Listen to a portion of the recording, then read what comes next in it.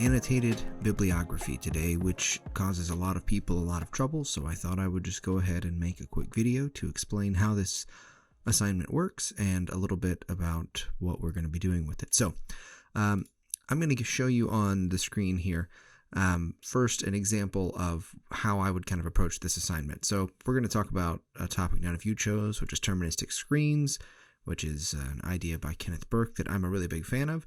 So here you see the Galileo screen. We're going to do classic search, not the bento search. Click, find, and then pull up a bunch of articles eventually on deterministic screens. But we're not ready to look yet. We need to go over to the left side here and select scholarly peer-reviewed journals. And then we're going to scroll all the way down again and click academic journals. And then we're going to limit the publication date. Now, Kenneth Burke doesn't see a lot of traffic, so we're going to put a pretty big range in there. But if you've got a popular topic, you can limit that to the last year or two. So we're going to see a couple of options here.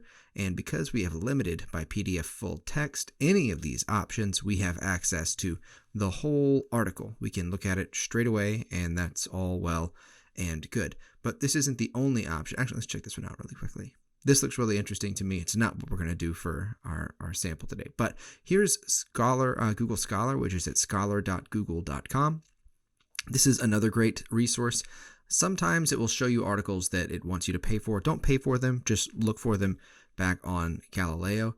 But you can enter a custom range here. We're going to search again and find a couple of articles that we might want to use. We're going to see that this is from the KB journal. That's the best Kenneth Burke journal. If you don't know that, you can just go to Google and type in, best Kenneth Burke journals or best journals for whatever your topic is and find a list there. So we're going to pull this up and see that it's been cited by 6 people. Not a ton, but not too bad for Kenneth Burke if we're being honest. And now we're going to look at this. It's got some related papers listed. That's useful information. We're going to check our title. And then as we're scrolling through here, what we're going to do is click on references. We're going to scroll down to MLA. And having selected MLA, we're going to add citations. Now this is to cite this material so we can cite it in the proper format. This whole process right here. We're going to make sure we've got article and a journal selected. Let me split these up here for you. So we're going to select articles in a journal, and there we go. And now that we've got an article in a journal, we are going to type in the author, which is going to be Rayburn, Duncan. The title, which hopefully lets me copy this whole thing in because I don't want to type that out. And yep. Good. And we're just basically going to fill out all this information. The journal is the KB journal. And then the year we've got listed up here. I'm not even sure if it's very small if you can't see that, but in the top left-hand corner, 2014. And it doesn't have page numbers listed. That's because the KB journal publishes online. They don't do a print version of this. It's an online journal only. And so for some online journals, they just do the page numbers of the individual articles. They don't do, perpetually running page numbers, which is fine. We can just put in 1 through 9. We're going to show all bibliographic fields because we want to enter some more information. Now, you see here it says summer 2014. They do a quarterly release, so they don't do every month. You can just put, if they do that, summer, winter, or if they have nothing, don't worry about it. The volume is 10 and the issue is 1. Sometimes it'll say volume 10, number 1. That number just means the issue. And for our pages, we're going to put in 1 through 9. That's very useful for us. And we don't need to do the publisher. We could if we wanted, but we don't have to. If you have more than one author, by the way, you can click there and add them in, and it will format that for you. And yeah, I think that's about all we need. Academia is the publisher there, but that's a terrible name and it's not required. So we'll ignore it. And then, okay, there we go. That's what my in-text citation would look like. It'll drop that in automatically for me. I'm just going to go ahead and delete it though, because what I really want to show you is what it looks like when we have we insert the Works Cited page. So let's click there.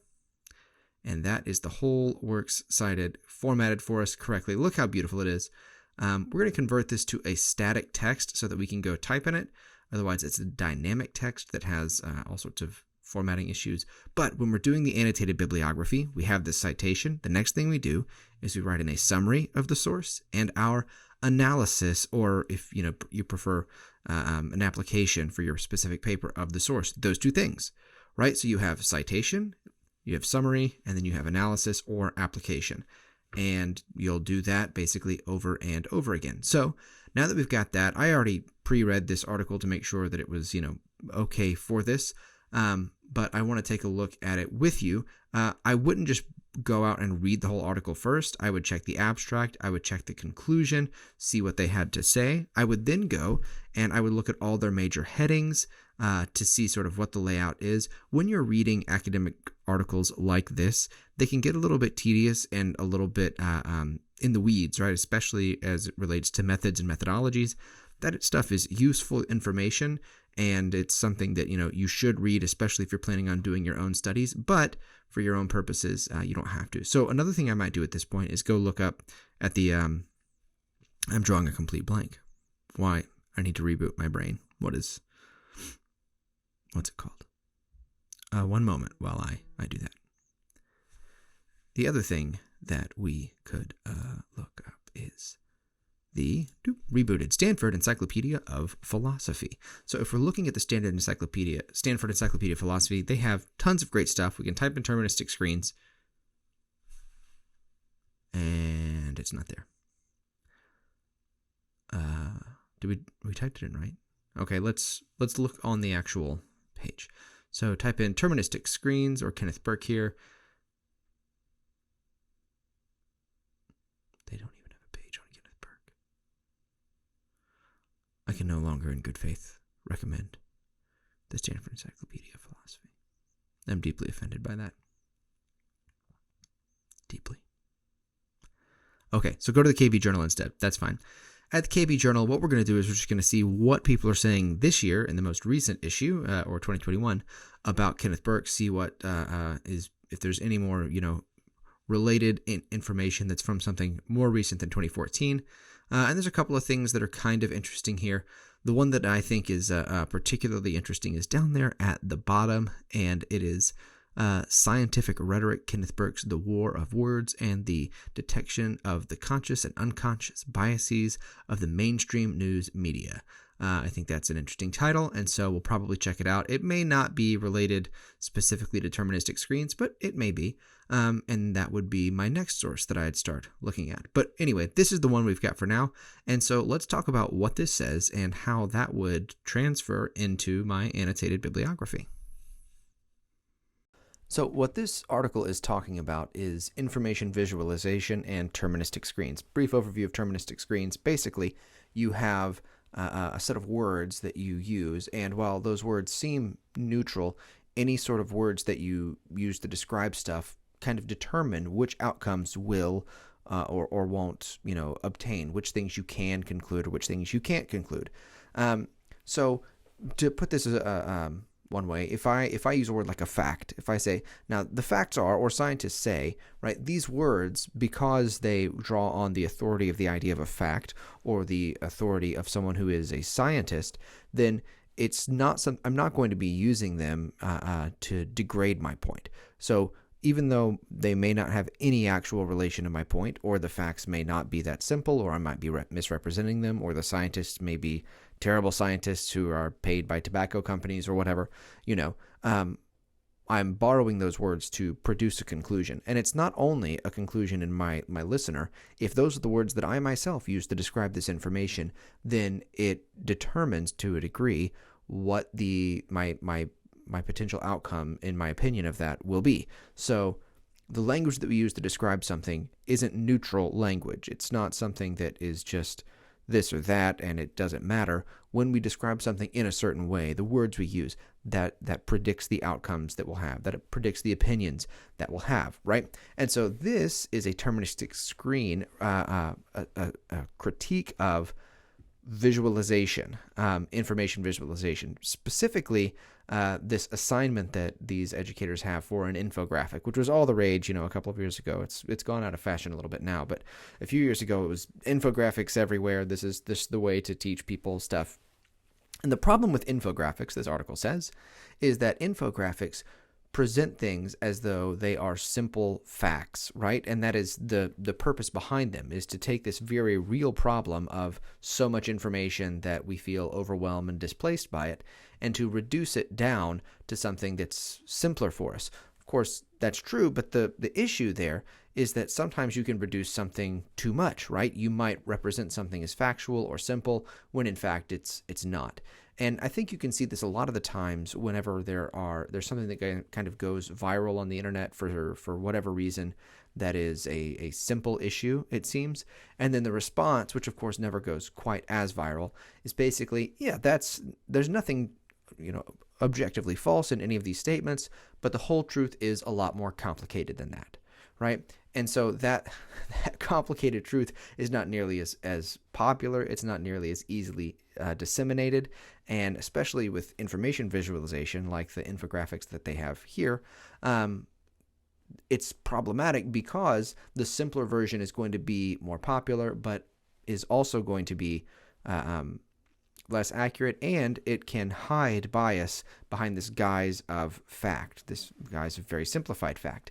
And so it's the infographic is a kind of deterministic screen, is what they're saying. And so they've changed the assignment to acknowledge that it creates a deterministic screen and to try to critique the nature of the infographic itself within the infographic. So the idea is basically this assignment we had was causing a lot of problems for our students because it wasn't giving them a better approach to information. It wasn't giving them the ability to critique deterministic screens or to critique visual information. It was just teaching them to reproduce bias, and that's not good. So we changed the assignment because of that, right? That's the whole analysis, and that's the whole sort of gist of the paper. I will read quickly here just their conclusion. I think this is important to see where they're ending up. A problem remains that we've highlighted only briefly here, namely the fact that visualizations are often assumed to reflect reality without properly acknowledging the fact that they have a selective and deflective function as well. Hall believes that the most valuable effect of considering a design object as a rhetorical argument is that it, quote, allows us to look under the hood and consider it not as an inevitable or neutral invention, but as something that embodies a point of view, end quote. And that's really the core idea of their critique, right? They've mentioned this throughout as they're approaching how to talk to these students, but that's the core idea of it. Let's look under the hood and let's teach people that just because something looks like a fact, presents like a fact, or is presented nicely visually, it's not necessarily the truth, the whole truth, and nothing but the truth, if you catch my drift. All right, so how then are we going to copy that into a Works Cited page? Well, it would look something like this. So anyway, what you can see I've done here is I have added my summary and analysis / application. The summary is just what the text says. The analysis and application is how I'm going to use this stuff in my own work. I've also added to this, you can see instead of saying Works Cited, it says Annotated Bibliography, Information Bias in Education, which is the topic that I have selected for this. And I've put my last name and page number in the top right-hand corner. It's a fictional person, student McLearner, so it's McLearner 1. I've got the professor right after that, Dr. Vickery, the course, which is a course I don't teach, English 345, and the due date. The date is put in day, month, year format, so 25 December 2029, and I really hope that by 2029 I'm not assigning things that are due on Christmas. But this is the structure of the annotated bibliography. The thing I would do next is I would go get another source. And after I had another source through that same process, I would add it in here too. I would arrange it alphabetically based on author last name, and that'll be it. Once I have enough for the given assignment, that's my annotated bibliography. I can't stress enough how useful it is to have all the information that you've been researching put into a single document like this. Once it's in one document, then not only do you have a list of citations in Microsoft Word that you can use for your actual paper, your information is organized in a way that instead of having to go back and review all of it, you can just print that document or pull it up on your computer or your phone and read it. And the connections between your sources become far more apparent because, well, they're all right there in front of you. Speaking of information design and presentation and visualization, this is actually a tool for that. And frankly, I think it's a really good one. So I guess it's my hope that based on this with your majors classes, eventually what you'll start doing is doing these just because it's a good way of arranging information for papers that you might write or things you might want to know. Thanks.